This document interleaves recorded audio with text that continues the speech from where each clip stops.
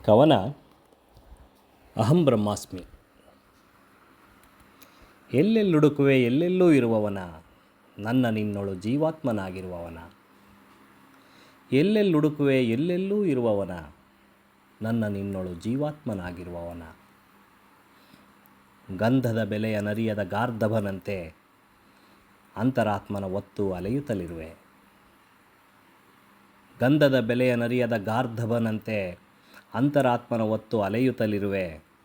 ಆರರಿಗಳ ಅಮಲಲಿ ಅರಿವಾಗದೆ ನಿನಗೆ ಅಮಿಷವ ತೋರುತ್ತಾ ಅವನನ್ನೇ ಬೇಡುತ್ತಲಿರುವೆ. ಎಲ್ಲೆಲ್ಲುಡುಕುವೆ ಎಲ್ಲೆಲ್ಲೂ ಇರುವವನ, ನನ್ನ ನಿನ್ನೊಳು ಜೀವಾತ್ಮನಾಗಿರುವವನ.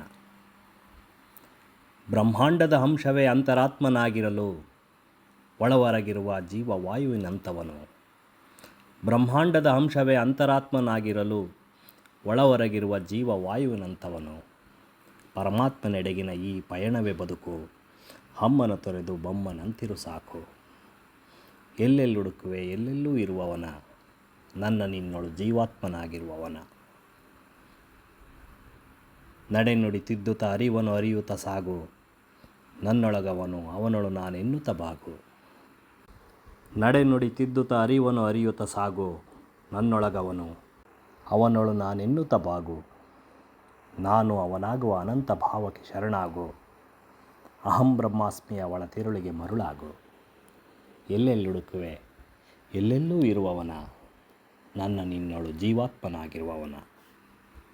ನನ್ನ ನಿನ್ನೊಳು ಜೀವಾತ್ಮನಾಗಿರುವವನ. ಹಾಯ್ ಫ್ರೆಂಡ್ಸ್, ಇಲ್ಲಿ ಅಹಂ ಬ್ರಹ್ಮಾಸ್ಮಿ ಅಂದರೆ ಏನು ಅನ್ನೋದನ್ನು ಸಂಕ್ಷಿಪ್ತವಾಗಿ ಹೇಳಲಿಕ್ಕೆ ಪ್ರಯತ್ನಿಸ್ತಾ ಇದ್ದೀನಿ.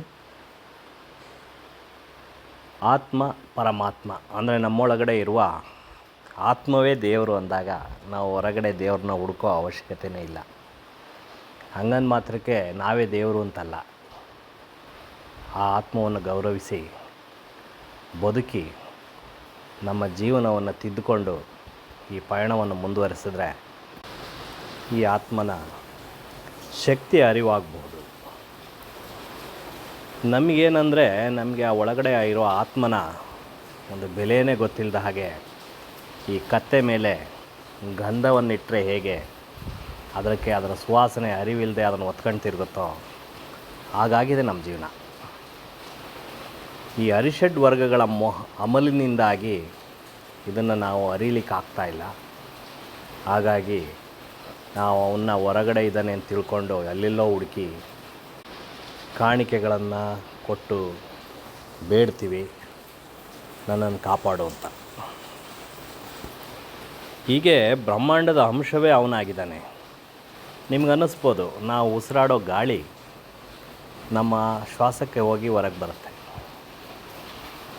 ಎಷ್ಟು ಭೌತಿಕವಾಗಿ ಇದು ಕಂಡರೂ ಸಹ ಒಮ್ಮೆ ಯೋಚಿಸಿ, ಈ ಗಾಳಿ ಒಮ್ಮೆ ಒಳಗೆ ಹೋಗದೇ ಇದ್ದರೆ ನಮ್ಮ ದೇಹದಿಂದ ಆತ್ಮ ಹೊರಗೆ ಹೋಗ್ಬಿಡ್ತಾನೆ. ಅಂದರೆ ಈ ವಾಯುವೇ ಜೀವಾತ್ಮ ಇದ್ದಾಗೆ.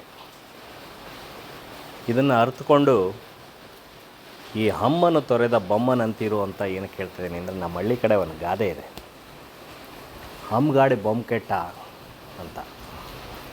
ಅಂದರೆ ನಮ್ಮಲ್ಲಿರುವ ಹಮ್ಮು, ನಮ್ಮಲ್ಲಿರುವ ಅಹಂಕಾರ ಅವನ್ನೆಲ್ಲ ತೊರೆದು ಈ ಬ್ರಹ್ಮ ಹೆಂಗೆ ಕೂತ್ಕೊಂಡಿರ್ತಾನೆ ಕಮಲದ ಮೇಲೆ, ಹಾಗೆ ಸುಮ್ಮನೆ ಕೂತ್ಬಿಟ್ರೆ, ಅಂದರೆ ಏನೂ ತಪ್ಪು ಮಾಡದೇ ಇದ್ದರೆ ಅನ್ನೋ ಅರ್ಥಕ್ಕೆ ಇದನ್ನು ಹೇಳ್ತಾರೆ. ಹೀಗೆ ನಡೆನುಡಿಗಳನ್ನು ತಿದ್ದುತ್ತಾ ಮುಂದೆ ಸಾಕ್ತಾ ಅವನೊಳಗೆ ನಾನು ನನ್ನೊಳಗೆ ಅವನು ಅನ್ನೋ ರೀತಿಯಲ್ಲಿ ನಿಷ್ಕಲ್ಮಶವಾಗಿ ಬದುಕಿದಾಗ